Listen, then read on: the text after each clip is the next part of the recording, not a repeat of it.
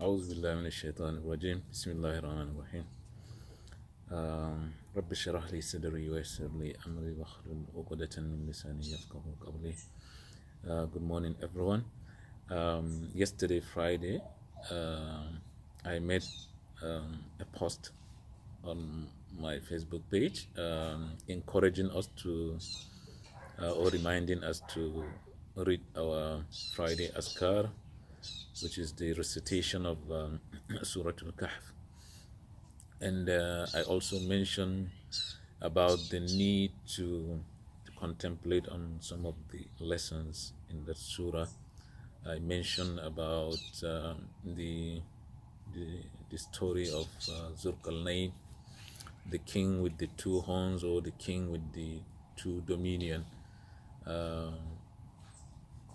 There are a great lessons of leadership qualities that are embedded in the surah, which when I read, actually, I felt, I can't just resist sharing these ideas and knowledge that are embedded in that surah.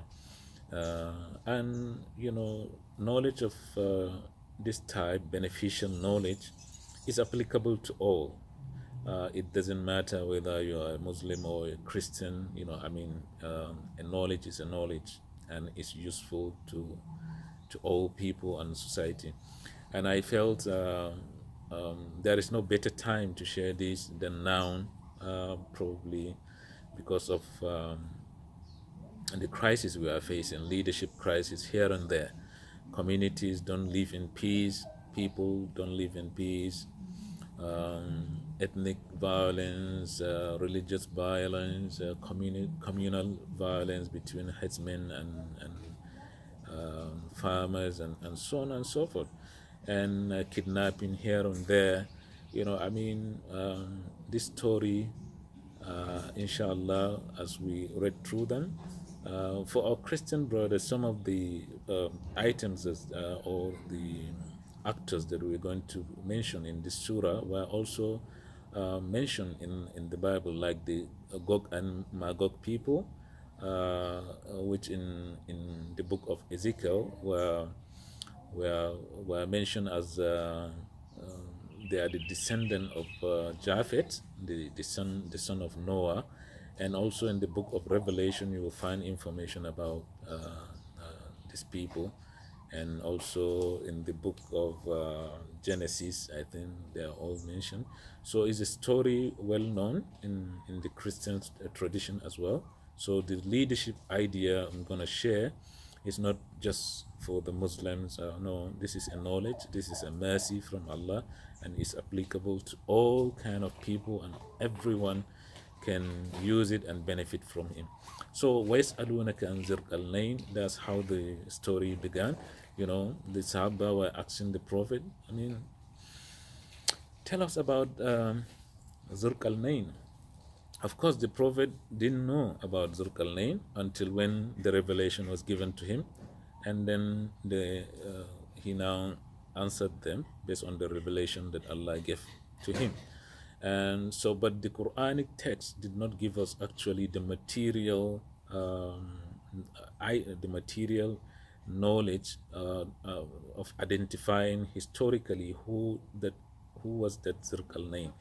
But the Mufassirin and the interpreters of the Quran were able to come up with some conjectures, just conjectures. Some are saying, Zul-qarnain, the king with the two horns, or the two dominion, the east and west, have captured them. So is Alexander the Great. But the other Mufassirin say no, he can be Alexander the Great. Alexander is a mushrik, is an idol worshipper. The Zul-qarnain, what that was told in the Quran, was a righteous man. He was righteous. He was not selfish. He was not grasping. He doesn't go to expedition for material gain. He goes to expedition to ensure justice, to bring benefit to the people. So he's unlike Alexander the Great. And then other Mufassirin say no. I think based on the qualities of this leader, he should be that person that the Jewish have in their record, who liberated them from Babylon. Who is that? That was King Cyrus. So, I mean, let's leave that to the Mufassirin with their interpretation and conjecture. What I'm after here is actually to reveal or to bring out these lessons as contained in most of our translation, especially the one that I use is the one from Yusuf Ali, the interpretation of the Quran by Yusuf Ali, Allama Yusuf Ali. So, وَيَسْأَلُونَكَ عَنْ ذِي الْقَرْنَيْنِ, they ask you about أُرْسَلُوا عَلَيْكَ مِنْهُ ذِكْرًا, and then we will tell you about him, about who Zul-qarnain is. And then inna makkannahu fil ardi wa atinahu min kulli shay'in sababa. We have established his power on earth, and then we gave him sababa, all means to all ends, kulli shay'in sababa. So this is very important. When God gives someone leadership, he establishes him on earth. So it's a great favor for God to give you all the means to achieve the objective of that leadership. So this is very key. God has established him on earth as a king, as a ruler, as a just ruler, and then God provided him with all the means. كل شيء سببا. He gave him all the means to attaining this leadership, to running this leadership. So it's very, very key. A leader, when you assume the role of leadership, you ensure that people around you, you surround with yourself with people who can help you achieve the objective of leadership. You surround yourself with knowledge. You build yourself with knowledge and ideas, and effective people who knows, who are really doers, to help you achieve the objective. And this can be spiritual. You have to be righteous, and then you have to also bring people of knowledge, professionals, people with integrity to help you achieve your goals. If not, you alone cannot make it. So this is very important. God established him on the face of earth, and he gave him all the means to attaining rulership or leadership. So he is a just leader. He protected the weak. He punished the unlawful and the turbulent. As we see in his first expedition, فأتبع سببا, he took away حتى إذا بلغ المغرب الشمس وجدها تقرب في عين حمية وجد عندها قوما قلنا يا ذو القرنين إن إما أن تعذبهم وإما أن تتخذ فيهم حسنا. So he took a path to the west, and until he reached a murky water, and he met people who are really unruly and turbulent, and God gave him the option to either punish them or to be kind to them. So he, as a just leader, as a just ruler, he now weigh the pros and cons. He punished the criminals, the turbulence, the unruly ones, and then he helped the weaker ones. So this is very key for any leader.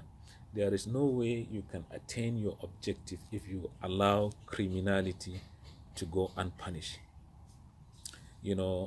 Ask a farmer in his farm if he allow a virus or a certain insect, to continue eating his grain or to continue living in his farm, he will destroy the rest of the crops.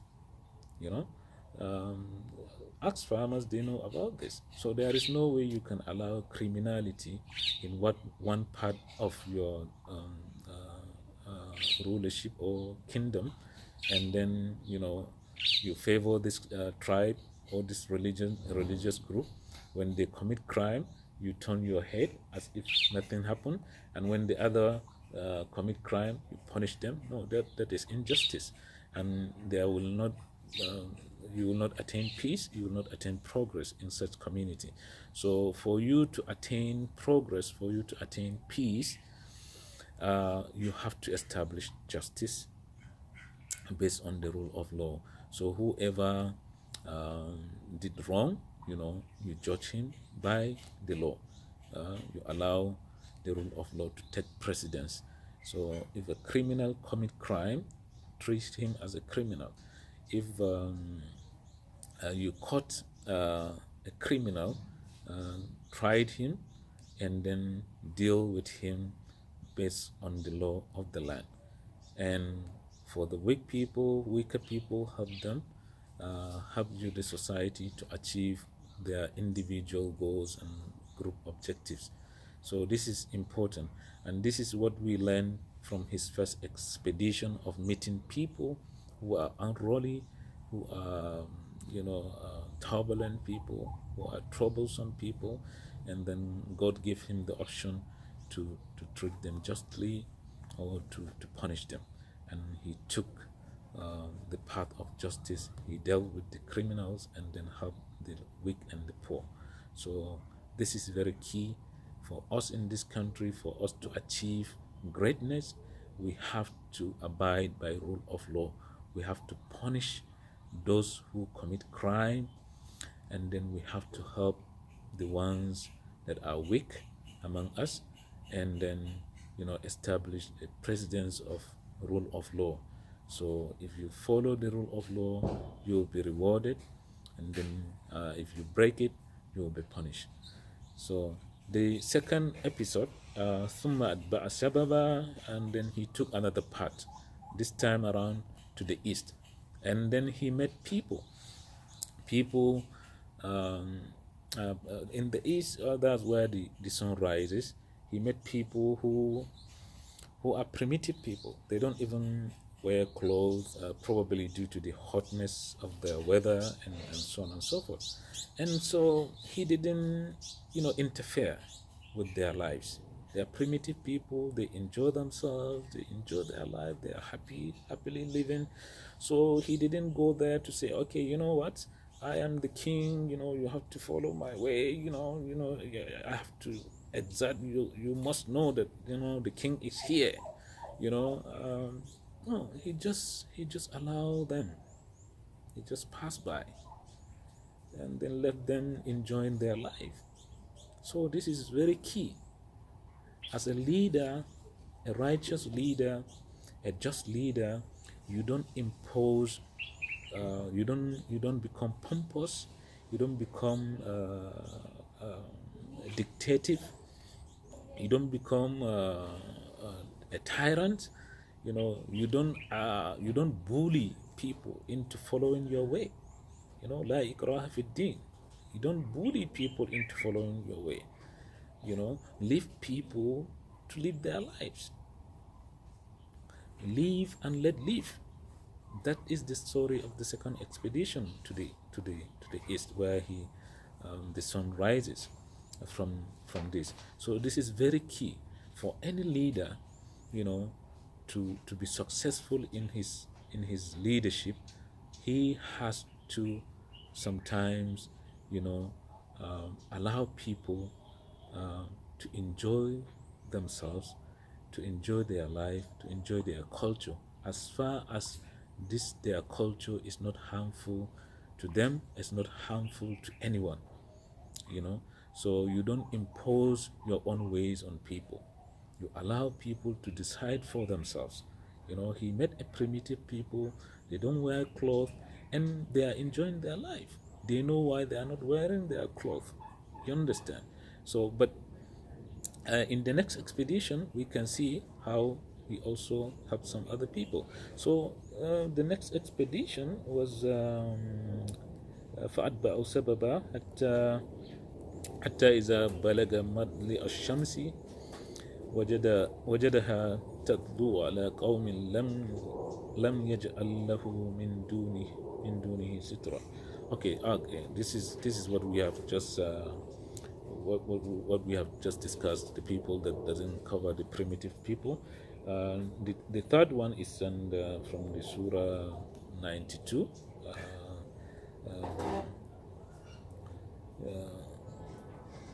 ثم أتبع سببا حتى إذا بلغ بين السدين وجد من دونهما قوما لا يكادون يفقهون قولا. So he took a path until he reached a track between two mountains. He found beneath them a people who scarcely understood a word. لا يفقهون قولا. They don't understand him. He doesn't understand them. So they only communicated through the aid of an interpreter, a person who can interpret the language. قالوا يا ذا القرنين إن ياجوج وماجوج مفسدون في الأرض فهل نجعل لك خرجا على أن تجعل بيننا وبينهم سدا. So he met in his last expedition, the third one, he met people in between two mountains, and then he met them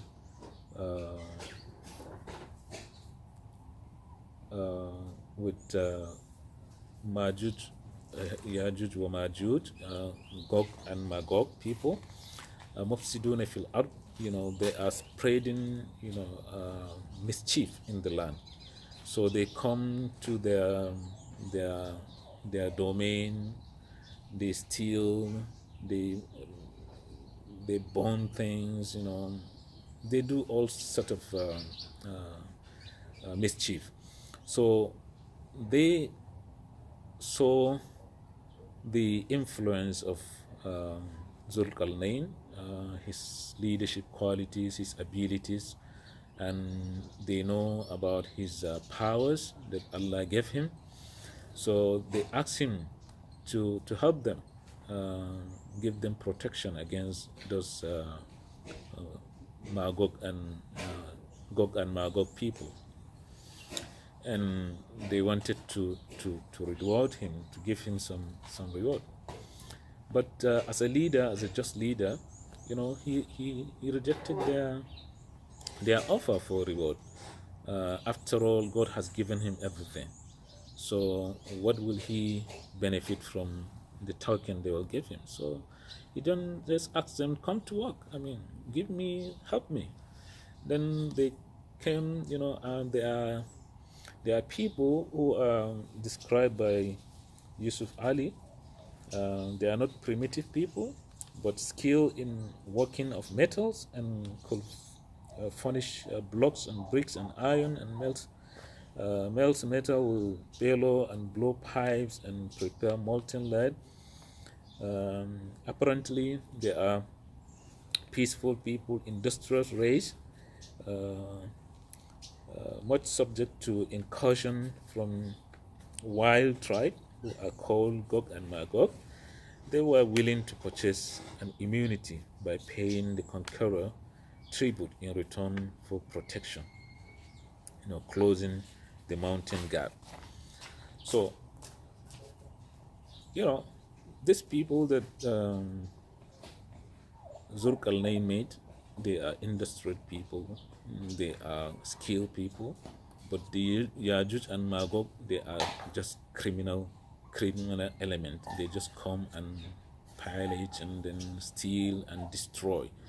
So these industrial people who are skilled, people who are industrious, they want to live their life of productivity.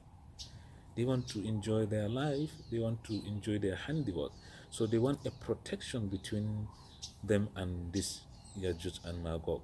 So the leader, Zul-qarnain, asked them to help him. Then they come with their steel. He built a wall, a barricade between them, and then they were safe from the crimes of these people.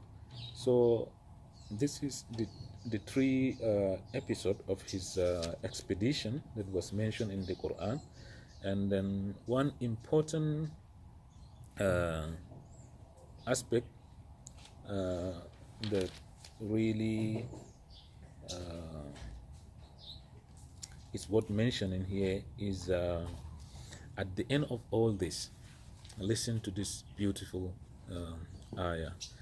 He said, قال هذا رحمة من ربي فإذا جاء وعد ربي جعله دكا وكان وعد ربي حقا. You know, with all this that he has done, he didn't claim anything uh, that is, a power from him or anything of his will and what have you. He said, this is a mercy. This is a mercy. All these things that he was able to do to these people, to protect them from the Yajuj and Magog, to allow them peace and live peacefully, is a mercy. It's a mercy from my Lord. But when the promise of my Lord comes to pass, he will make it into dust, and the promise of my Lord is true. So all this barricade that they were built, this strong barricade, this strong, what do you call it? Protection against the incursion. All the great walls that we built, all the great houses that we built, they will all come to dust when it is time for the Yawm al-Qiyamah. When it is judgment day, all these things will be blown away into dust. So this is his own effort. This is our own material effort. Whatever we build, the wealth we accumulated, the mansion we built, the fortress we built around us to protect us, and so on and so forth, it's all from the mercy of God. When it is time, when the horn is blown, it will all turn to dust. So whatever you acquire, whatever power you have, remember that one day is going to be a dust. Inna lillahi wa inna ilayhi rajiun. We are from God, and from him is our return. Whatever we possess, some people will inherit it, and some other people will inherit it, and it goes up to back to the Creator, who will inherit the earth finally, and everything will be turned to dust. So remember, if God gives you leadership qualities, he gives you all the means to leadership. One of the means to leadership is for God to give you the grace to be healthy, to be physically fit. Like in the I think the episode of Saleh, وزادهم بسطة في الجسم في العلم والجسم. We've increased him in knowledge and in jism, and in his health, in his build, his charisma, and what have you. So we ask Allah to guide us, to guide our leaders aright, and to make us beneficial of this knowledge that we share. Whatever we said that is not correct, or that is erroneous, may Allah forgive us. What we said that is right, may Allah give us the benefit and the reward, and may Allah write this nasiha or reminder as a sadaqah for me and for you, the listener. Let's share the knowledge, let's share the good knowledge of leadership, so that our society will be prosperous, our society will be good. وآخر دعوانا أن الحمد